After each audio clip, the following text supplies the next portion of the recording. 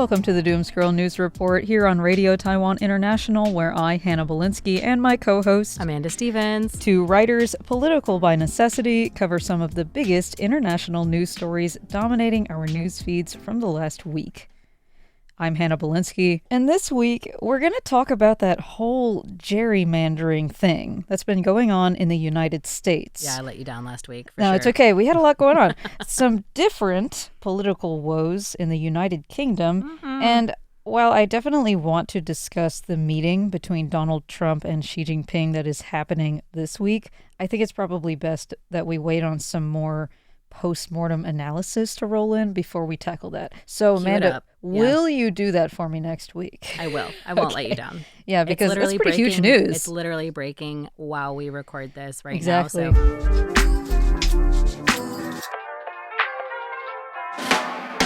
So, gerrymandering is ramping up to be one of the biggest political fights in the United States ahead of the 2026 midterm elections. It sounds so much fun. I know. It's a funny word for what's really kind of a disenfranchisement. A terrible thing. Yeah. Yes, gerrymandering, if anyone doesn't remember from social studies class back in the day, that is the practice of drawing electoral district boundaries in such a way that gives one political party an unfair advantage in elections.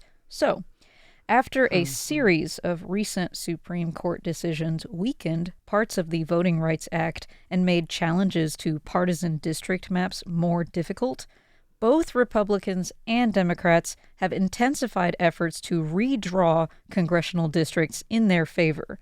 In Texas, courts initially blocked a Republican map for racial discrimination before the Supreme Court later allowed it to move forward, triggering what many analysts are now calling a nationwide gerrymandering arms race. Now, other Republican-led states, including South Carolina and Louisiana and others, have pushed aggressive remapping plans designed to strengthen GOP control of the House of Representatives. Democratic-led states like California and New York are looking to do the same in order to offset Republican gains. Have you been following this news, Amanda? I know we mentioned it a couple of weeks ago, but we got caught up talking about rats. I would honestly rather talk about rats again. I know, it kind of feels like we're still talking about rats. Yeah, I was going to say, it feels like we actually didn't move on, but the ones last week were cuter, at least. Yeah, and they didn't do anything wrong. Just spread disease, but they didn't know they were doing that. They didn't know they're sick. Anyway, I've been following the news. And naturally. It's really disheartening. It is. The full disclosure is like this story made me so angry. And me I was like too. reading all this, Me reading too. all of these coverages again, just like brought it bubbling back up to the front. I'm so mad about it. Well, let's get into it a little bit. Among blue states, Virginia became one of the biggest stories in the whole redistricting battle. Democrats there pushed a mid-decade congressional remap that critics said would heavily favor Democrats, as in this would shift the state's House delegation from roughly 6-5 Democratic to as much as 10-1 Democratic. Supporters argued it was retaliation against aggressive Republican gerrymanders in states like Texas and Florida, while opponents said it undermined Virginia's earlier reforms meant to reduce partisan map drawing. Now, what made Virginia especially notable is that voters had previously approved a bipartisan redistricting commission in 2020 specifically to limit legislative gerrymandering. But this year, Democrats backed a temporary constitutional amendment allowing the legislature to redraw congressional maps anyway. It was all for nothing, though, because on May 8th, their state Supreme Court struck it down. However, this whole episode has become symbolic of the broader arms race, where both parties are increasingly justifying gerrymandering as necessary self-defense against the other side's maps. Even many Democrats who normally support independent commissions have had to admit that Virginia's proposed map was an aggressive partisan play. Yeah. But the thing is, if one side is not fighting fair, and it feels like it's been a long time since the Republicans ever fought fair, but what can you do but respond in kind, right? Of course, the problem is if both parties are justifying gerrymandering as a response to the other side, then it's like, well, where do we draw the line, right? Who's going to be the bigger person and stop first? The thing that ticks me off so much is like you could say that on a national scale, you're like getting back at them, but you're getting back at them by hurting people in your state. Yeah, and like breaking down a very necessary system. By you are choosing to, especially like on a state by state basis, it's like you're saying, I'm okay with disenfranchising my constituents and silencing their voices just so that I could get back at that other state that also did it. And I think that when they did it, it was wrong. So I'm going to do it and it'll be right. And like that's... Except it's not. That's the thing that like really... I'm like really struggling. I'm going to like old person English to like not curse on air because like it really grinds my gears, Hannah. There you go. And reading one of the articles that we have attached here, the fact also that both sides, like Republicans were like, when the Virginia map got struck down, which it should have. Like this is all messed up. It's all messed up. It's all messed up. But like it got struck down. The Republicans were like, finally, we're not going to let them rig elections. This is what happens when Democrats try to rig elections. And I just about snapped my computer in half just reading that. I was so upset. Rage bait. I was, it worked. It worked on me, Hannah. And then after that like Democrats were like, I cannot believe that these unelected judges would do something like this. And I'm like, technically, if it is the state Supreme Court, they were elected long ago. Yeah. But also, you're not really listening to your constituents because they voted against gerrymandering. Redistricting affects like a cross-section of people's identities. Yes. And it often disenfranchises people who already have had to like fight just to get their voice out. Some kind of representation. And like we said, it like took the teeth out of the Voting Rights Act. It's basically nullified the Voting Rights Act, which was meant to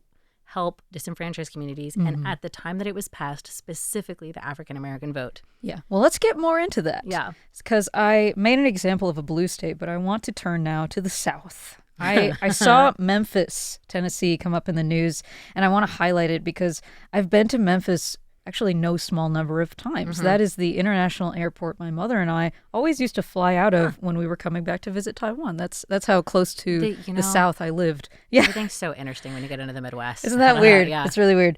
The Republican-controlled Tennessee legislature just passed a new congressional map that effectively dismantles the Memphis-based district represented by Steve Cohen, the state's only Democratic-leaning and majority-black congressional district. Republicans openly argued the state is conservative, and its congressional delegation should reflect that, while Democrats and voting rights groups say the real target is black political representation in Memphis, which I have to agree because the timing is just too suspicious. You know, Tennessee rushed this through immediately after the Supreme Court ruling Louisiana versus Calais weakened parts of the Voting Rights Act that had previously protected majority black districts. That's what it was for. Exactly. So Tennessee became the first state to aggressively redraw maps right after that decision. And now other southern states are considering similar moves. I'm going to be real with you. I think it's giving Jim Crow. It is. Okay? I may not be a true Southerner, but I grew up just on the edge of the South. I know the South. That anti-black racism is alive and well. And people are a lot braver now about being outspoken about it. You get one guess why. Anyway, all of this obviously raises concerns about fair representation and democratic accountability because how are you going to be by the people for the people when the way people are actually voting can't be accurately reflected based on the cheating way you drew their district? State legislatures now have, I think, way too much freedom to engineer districts for political advantage. If nobody can play fair anymore, do you think redistricting matters are better off handed over to independent commissions or like a federally standardized process? I had to step away from the mic. I'm too emotional. I'm actually so heated about this right now. No, I got mad about the news in Tennessee. I get so mad about it. But this question is really hard to answer because I think either way it becomes a like who watches the Watchmen kind of question. Totally. Though I lean towards independent commissions. Okay. Yeah. I think I lean towards independent commissions just because I think an independent commission tends to be more like locally sourced. Right. And that's the key. Even in a state that like wants to gerrymander itself, the thing is, if that is what the state is trying to do, that's an idea that is going to be represented in that state.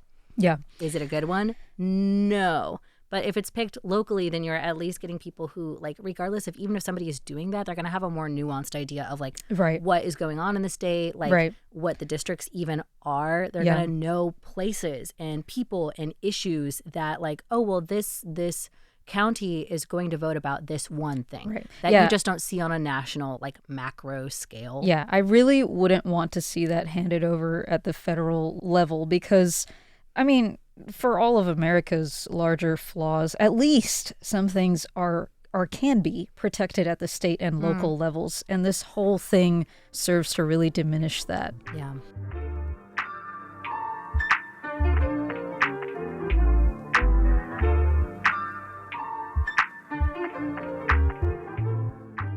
Now, let's go to the other side of the pond. The other side of the other pond.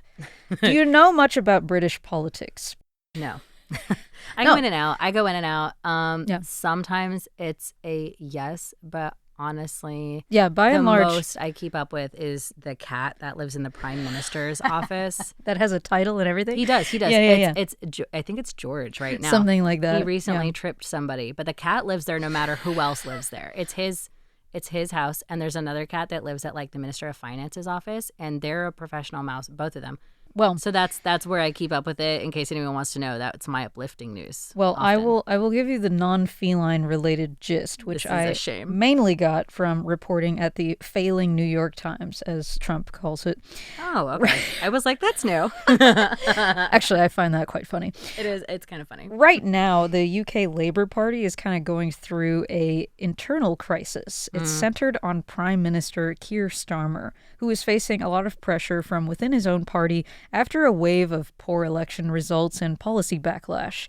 Labour recently suffered heavy losses in local and regional elections, with voters shifting toward smaller parties like Reform UK and the Greens. And this has triggered questions about Starmer's leadership and whether he can realistically lead the party into the next general election. Dozens of Labour MPs have publicly or privately called for him to set a timetable for resignation. Meanwhile, several junior ministers and advisors have already resigned in protest. At the same time, you got unions and a bunch of influential party figures who are openly signaling that they expect leadership to change. They don't know who it's going to be yet, but they expect it to change.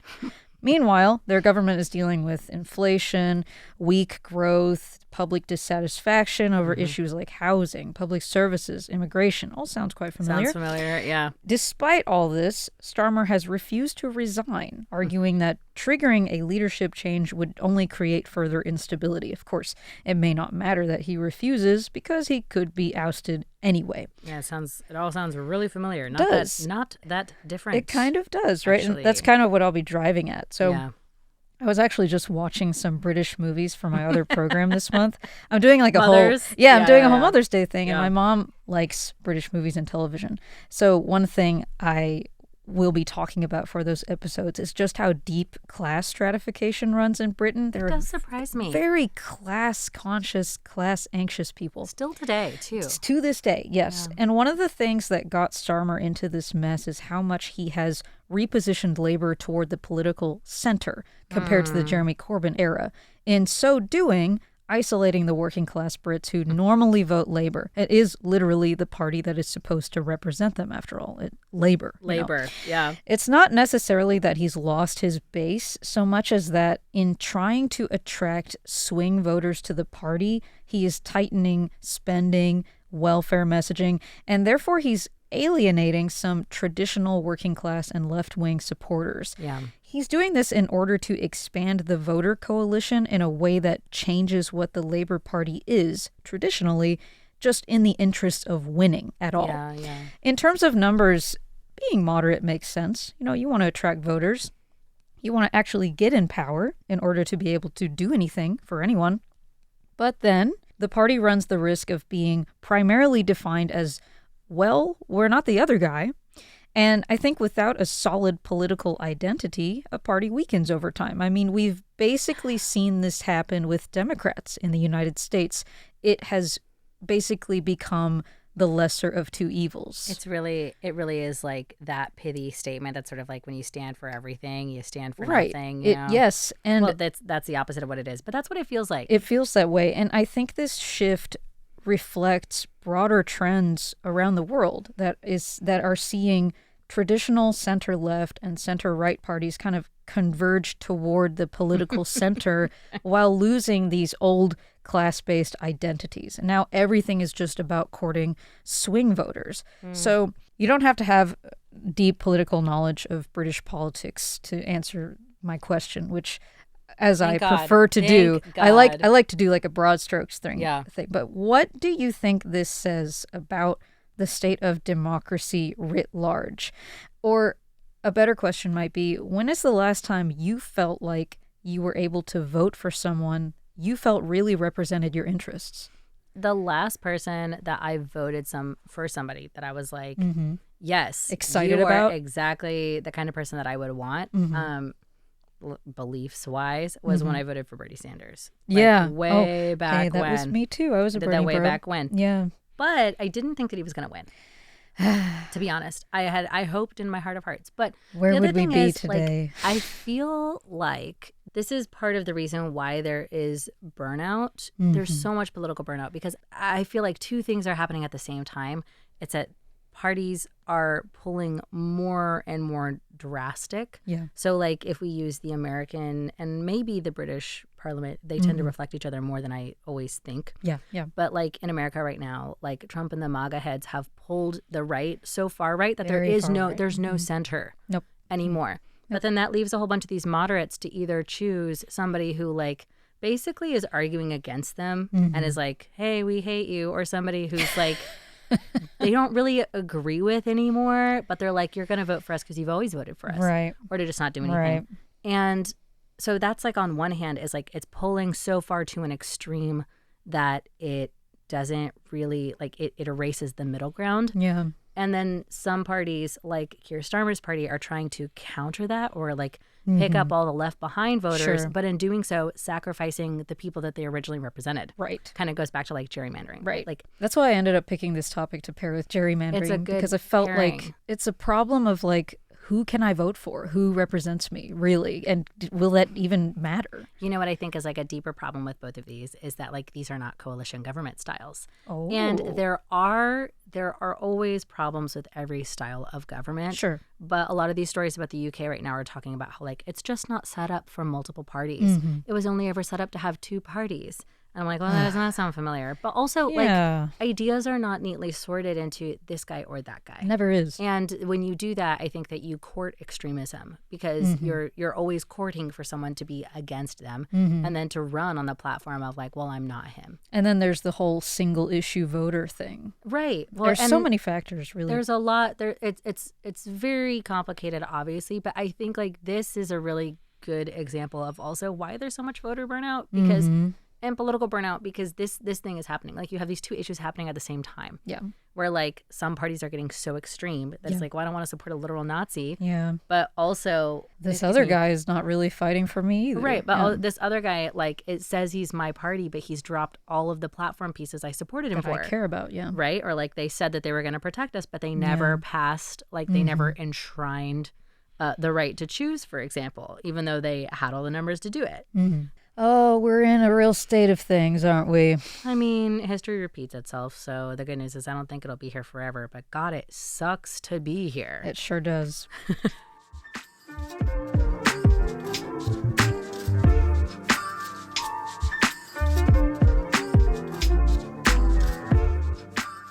Before we close out today, I do want to do like kind of I think this is very much in the spirit of doom scroll. So much. There was this bit of offbeat news that circulated around the beginning of the year that we just never got around to on the program.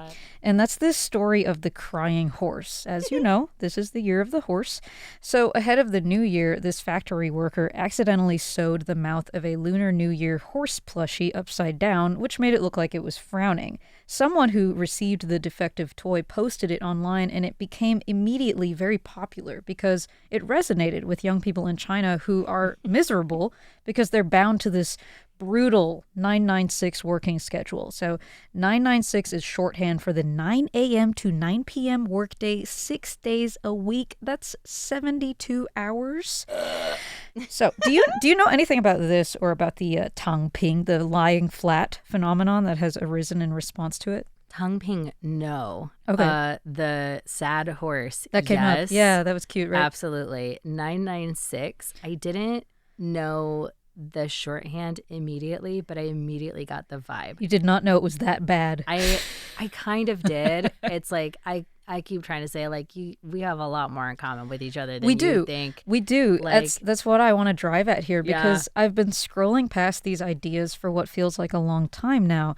And I think it speaks to a broader disillusionment with white-collar working culture the world over. So tangping is lying flat. It basically rejects the whole idea of, like, participate in society, get a job, get married, have children. It kind of reminds me of like hikikomori, but that's it's similar. That's more extreme. That's more extreme, but in a similar vein. Yeah. Then I started seeing this phrase arise in America, quiet quitting, where you just kind of do the bare minimum at work. And in South Korea, you have the Sampo generation, which is similar. And in Japan, death by overwork has long been a thing. But lately, as I scroll, I've seen this new, I think, more self-aware iteration of it, where people post these depressing day in the life of a Japanese salaryman. Yeah, these videos that show just how empty and repetitive and soul-sucking their workday is. And all of these things, I think, seem to tap into the same kind of sentiment. The idea used to be that if you worked hard, you could achieve economic stability, upward mobility. You'll buy a house. Yeah, you'll have a kid. That's you'll right. get married on one job. And now that social contract has been broken into about 1 million pieces. Now, you and I are pretty lucky because we have one of those rare jobs in Taiwan with a flexible working schedule. Yeah. But you also have extra gigs on the side. We were just talking about that before this. Yeah. And it's something that's just been on my mind lately. I mean, I'm certainly thinking a lot more about economic precarity and stuff. I have a kid now to worry about. Yeah. It's just the thankless work that everyone is putting in just to get nowhere fast. And it also goes back to a topic that we brought up on an episode of Here in Taiwan with you and Michelle, where I've just been wondering, what kind of jobs is my son going to be able to do that can't be stolen by a computer and that can make his life feel meaningful? Didn't we say you were trying to push him into horticulture? Yeah, I'm thinking like he should literally be touching grass. Like that's I feel like the last thing that can be safe from. Grass does not respect machines. So this is like I said, very much in the spirit of doom scroll, where it all feels like we're just not having a very good time. Can I tell you one area that I think is kind of a fun way that I've seen this reflected? My boyfriend and I have talked about this multiple times. Have you heard about the isekai genre? No. So this is a genre of comics that is now sort of waning in popularity, but it, like, when I first started full time here 2 years ago, it was crazy popular. The isekai is a genre where it's like, oh my God, I died doing my boring job in Korea or Japan, and I woke up in an alternate world where I'm somebody who has like forward mobility. Wow. That's like the underlying theme of it, but it's usually like I was reincarnated as the villain, and now I have to put in a lot of hard work, and I'm going to change my fate in this story because I've read this book and I know this person dies at the end, but I'm going to change that. And then they spend the whole story avoiding that fate and Seems trying to like change it. The ultimate escapist fantasy. It's very escapist, and it became really popular like 3 or 4 years ago, and it's still very popular today. I think it's another way to, like, if you were to indulge in this sort of like relatable exhaustion with the world, but it's not always as depressing. That's another way that I've seen it. And I think it's a fun way to dip your toes into like relating to the global burnout. Yeah. We're all coping somehow, aren't we? All coping somehow. Well, that's it for today's news report. A quick reminder that you can find all of our referenced articles in the show notes for today's episode. I'm Hannah Belinsky. I'm Amanda Stevens. Thanks for joining us on air today. Tune in tomorrow for more programs by Radio Taiwan International. And in the meantime, remember to stop scrolling and touch grass. For your job, maybe. That's right. Maybe. We'll see you next week. Thank you.